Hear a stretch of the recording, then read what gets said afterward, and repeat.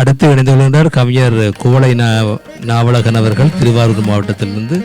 வாருங்கள் ஐயா. வணக்கம். நான் கவிஞர் குவளை நாவலகன், திருவாரூர்.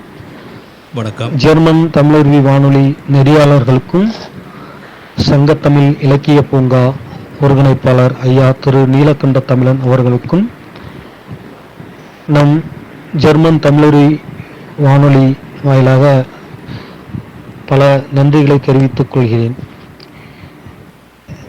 இன்றைய கவிதைக்களம் நிகழ்வின் தலைப்பாக உன்னால் முடியும். இன்றைய கவிதைக்களம் நிகழ்வில் தலைப்பான உன்னால் முடியும். உன்னால் முடியுமென நம்பு, உன்னால் முடியுமென நம்பு, சட்டென உறக்கத்திலிருந்து உசும்பு, பட்டன கிளம்பு, பட்டன கிளம்பு. உன்னால் முடியுமென நம்பு, சட்டென உறக்கத்திலிருந்து உசும்பு, பட்டன கிளம்பு. வரலாறு படைக்க பல இருக்கு, வரலாறு படைக்க பல இருக்கு, ஏன் இன்னும் தயக்கம் உனக்கு? வரலாறு படைக்க பல இருக்கு, ஏன் இன்னும் தயக்கம் உனக்கு? இலக்கை அடையும் வரை மனதில் வேண்டும் தெம்பு, இலக்கை அடையும் வரை மனதில் வேண்டும் தெம்பு. உன்னை முதலில் நீ நம்பு, உன்னை முதலில் நீ நம்பு.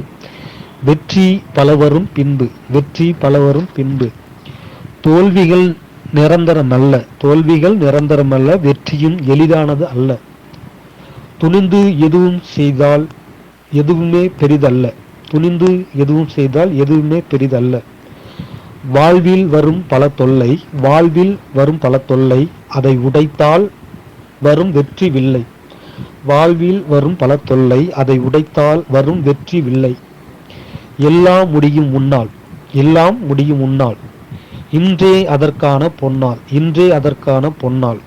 துணிந்து செயல்தொடு, துணிந்து செயல்தொடு, வெற்றி உன்னோடு. துணிந்து செயல்தொடு, துணிந்து செயல்தொடு, வெற்றி உன்னோடு. உன்னால் முடியும், எல்லாமே உன்னால் முடியும் மானிடா. நான் கவிஞர் குவளை நாவலகன், திருவாரூர், தமிழ்நாடு. நன்றி, வணக்கம். கவிஞர் குவளை நாவலகன் திருவாரூர் மாவட்டத்திலிருந்து எடுத்திருந்தார். வித்தியாசமான ஒரு பார்வையிலே அவருடைய கவிதை வரிகள். உன்னை நம்பு, எழுந்துவிடு, உறக்கத்தை விட்டழு, ஏன் தயக்கம்? உலகெங்கும் வாய்ப்புகளின் படையெடுப்பு, போராடி உன்னால் முடிந்ததை கையில் எடு. வெற்றி உனதாகும், இன்றே துணிந்து விடு, உன்னால் முடியும். கவிஞர் குவளை நாவலகன் அவர்கள் இணைந்திருந்தார். வாழ்த்துக்கள் ஐயா. மீண்டும் மீண்டும் இணைந்து சிறப்பீங்கள். நன்றி, வணக்கம். அடுத்து இணைகின்றார் கவிஞர்